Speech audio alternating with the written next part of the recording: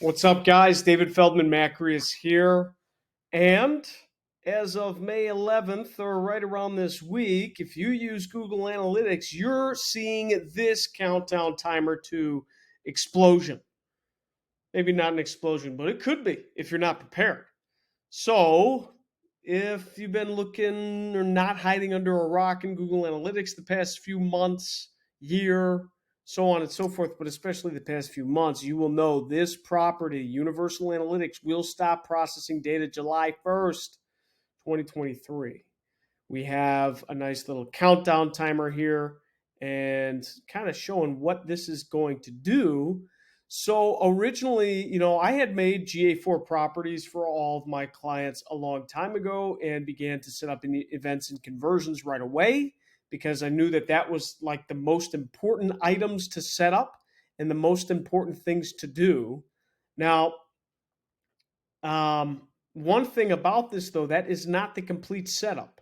And I learned that recently. Maybe I should have, I was thinking about, yeah, maybe I'm missing something. There's probably settings and data importing and all this stuff that I'm missing. So what I want to do in this video is walk us through the GA4 setup, at least the main points that we need to set up, exactly what they mean, digest them, diagnose them, see what they mean in layman's terms, and because everybody's got to go through it. So let's do it now before we explode. All right, so got some stuff going on here. When I clicked that complete GA4 setup, or I actually clicked the one in the countdown timer, this is what it took me to. And let me minimize myself here. So, yeah, right over here.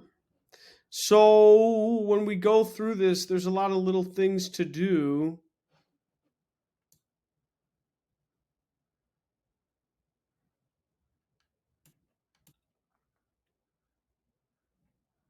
So when we go through this, there's a lot of little different things to do, and notice that I'm going to go directly to the GA4 property because I am currently in the UA. Okay, yep, I just connected that, or I hit that button that says go to GA4 property that was in blue, and now it says this is your GA4 property. Your connected Universal Analytics property remains unchanged. So it's good. I think we're going to abbreviate this as GA4 and GA3, or also known as UA. So UA and GA4, or I'm sorry, UA and GA3 are interchangeable. GA4 is the new Google Analytics property. A lot of this has been caused from data privacy and moving from cookies, tracking with cookies, to tracking by the server side of a website. So we're relying a lot on first party data, and that's what we need to be relying on the most. Anyways, so I originally thought, is GA4 not going to show us as much as GA3? Like, what's going to happen? What's the difference? I actually think GA4 will show us just as much, if not more. It just shows it in a different way. So if you have any specific questions on the differences between GA3 and GA4, we can make a video on that as well. Just hit me up in the comments. But this right now is about the setup. Couple key things. So there's a lot of different items that we can set up here, and it's broken into different categories. First one is data collection. So basically, this is just Google asking, different questions and making sure that you're set up to collect the right data. Then we go into property settings, which is pretty important. Your most important item here is setup conversions, which is basically goals in GA3 or UA.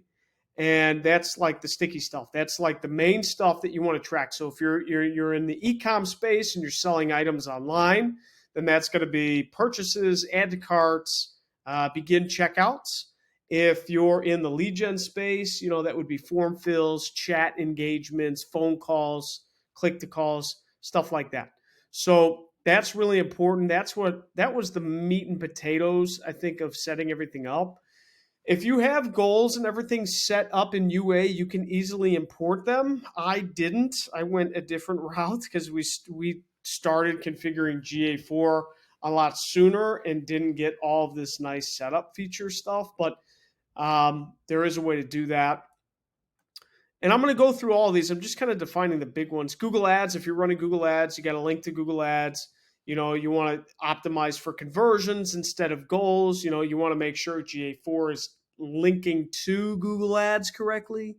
And then we can create custom GA4 audiences that we can import into Google Ads too. And then we click into this advanced setup where we have a couple different things. There's manage users, which is pretty simple. That's basically just telling who wants to have access. A lot of this will be carried over from your Universal Analytics, but Universal Analytics property.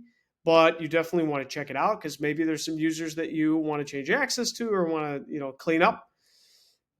Import data.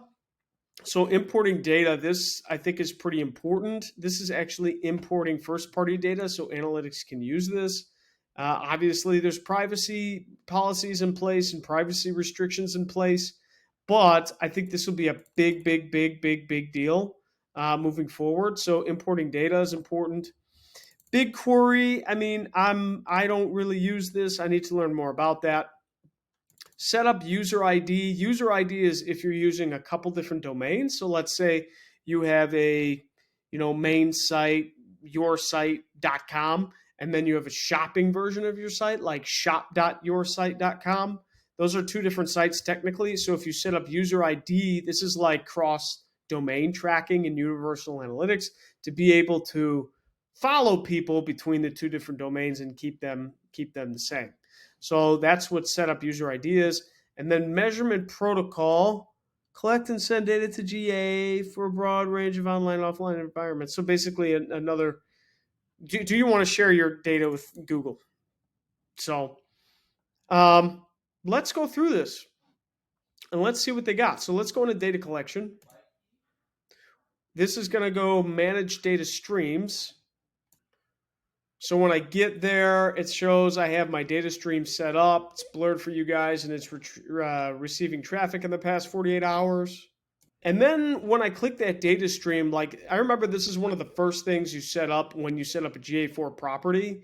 It gives you a bunch of measurement data and measurement IDs and all the basically detailed information of how, like the different IDs and stuff. And where that comes is relevant is to actually put that in your website, to put it in the back end, to use Google Tag Manager.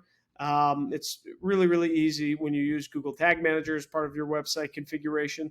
So that's what all that stuff is for, linking everything correctly. This also is like the basic settings. I'm not going to go through all of these here. If you'd like me to go through all of these web stream details in more detail, I can. But basically, this page is all about the property ID or the property settings, what you're trying to track, what type of business you are, all the codes and information on how to connect this to your website CMS, and so on and so forth. So I'm not going to get too in the weeds here. All right, so that was data collection. So now we have turn on Google Signals.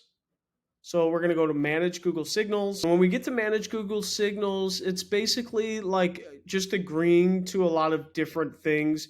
You can read this over. This Google Data Signals is basically like analytics is going to analyze a lot of different data from a lot of different devices, especially if you have customers that visit you on one device, leave, and then visit you on another device. Google wants to make sure the data connects and has a better picture, but you have to read this, you have to opt into it, and you have to hit the little checkbox yes. There's also granular location and device data. When you activate granular location device data, analytics collects metadata about the city level location and granular device details of your site and app visitors. So this section is really about location data. I would check yes. Here's another one too. When ads personalization is allowed, you may export your Google Analytics audiences and conversions to your linked ads accounts for the purpose of delivering relevant personalization. So that's ad personalization. So you can, if you have this checked and done, you can do it to Google Ads. And then basically you hit the little settings cog, and then you show which countries you're cool with, or countries and regions you're cool with having linked data from.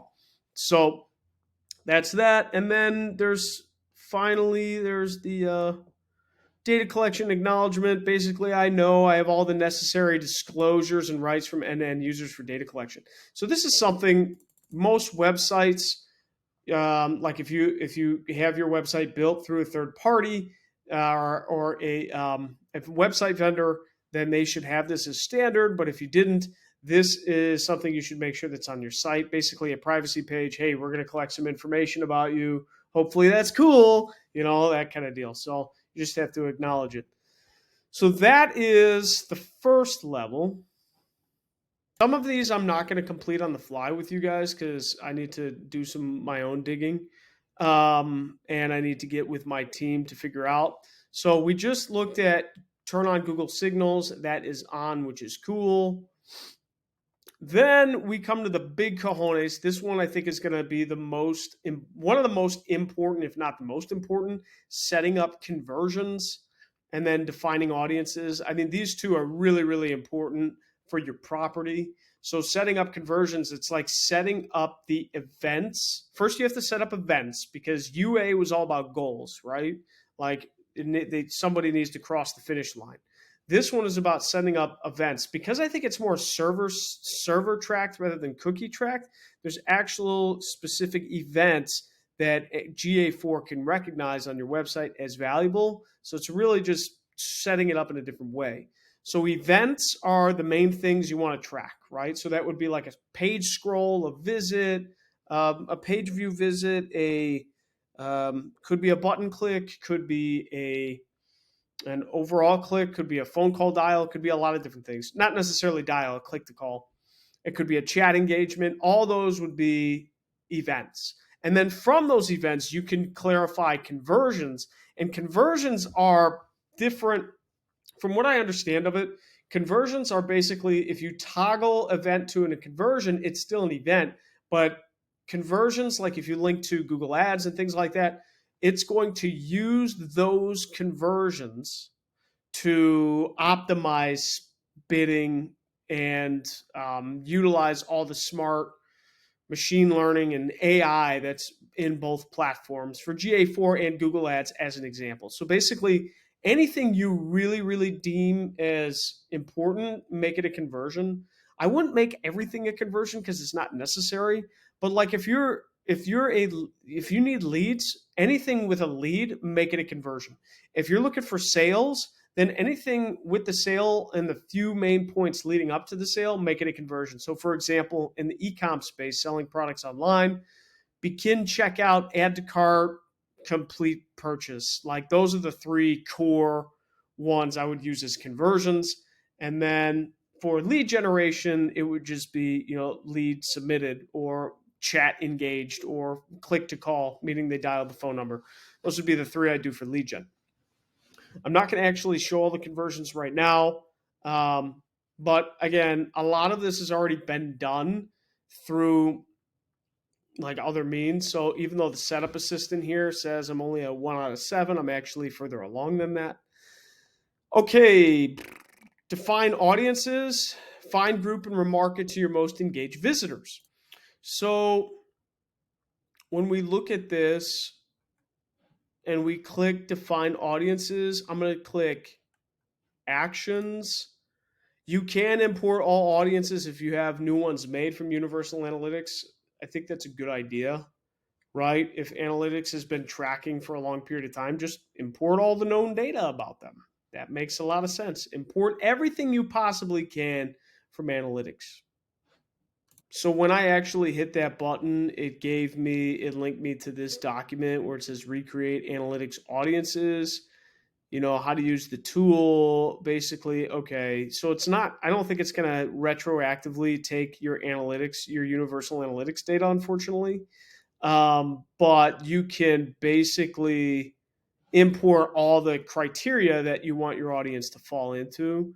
So it's not going to retroactively take it. Universal Analytics will still be around, and I think the audience will still be in there for a while. It just will stop collecting data, but it still has collected a lot, so it's still valuable.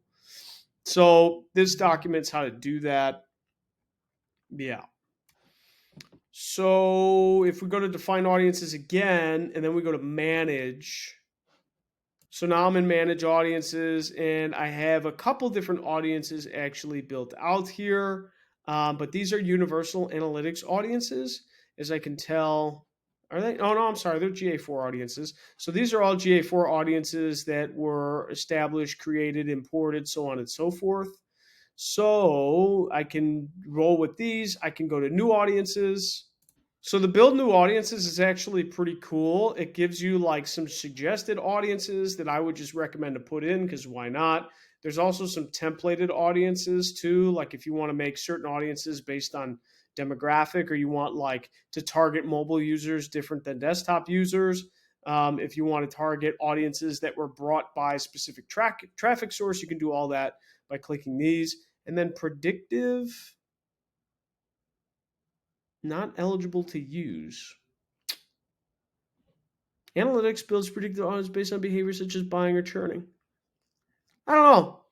That one, I'm not sure why they're not there. Maybe because I didn't utilize the general audiences yet, and that's why there are no predictive. So it's basically these are audience types based off of these audiences. So I think it's when you actually activate like these 1, 2, 3, 4, 5, then the predictive audiences 1, 2, 3, 4, 5. You can get predictive audiences based on those general audiences. So what I would do is just activate them, you know, and you can do that here by going into here, setting up the duration, all that different stuff for the audience categorization, and that's how that works. All right, so back to setup assistant.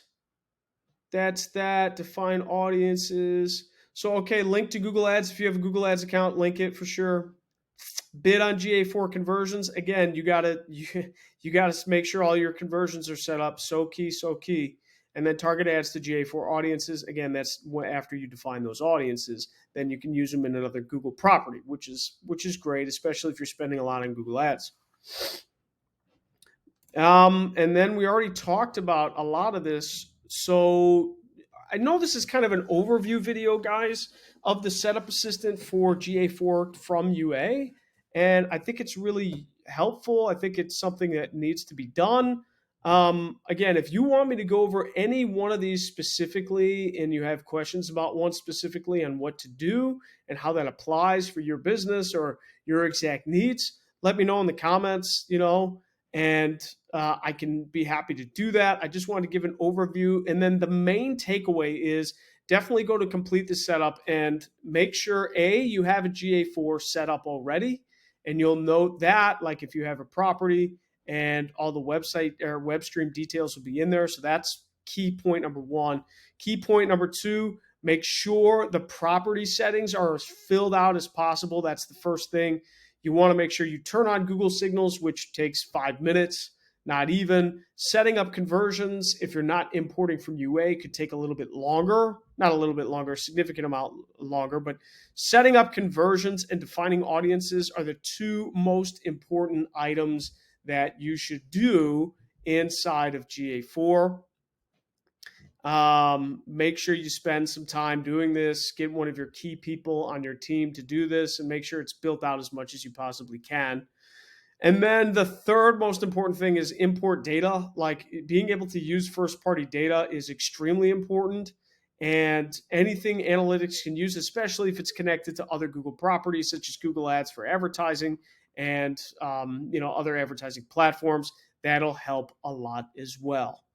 So first intro, first series on things you should know about GA4 or the switch from GA3 to GA4. Let me know what you need from the comments, and I'm looking forward to moving forward with you guys. Thanks so much. If you like this video at all, please give me a like and drop whatever you think in the comments, and we'll go from there. See you in the next one.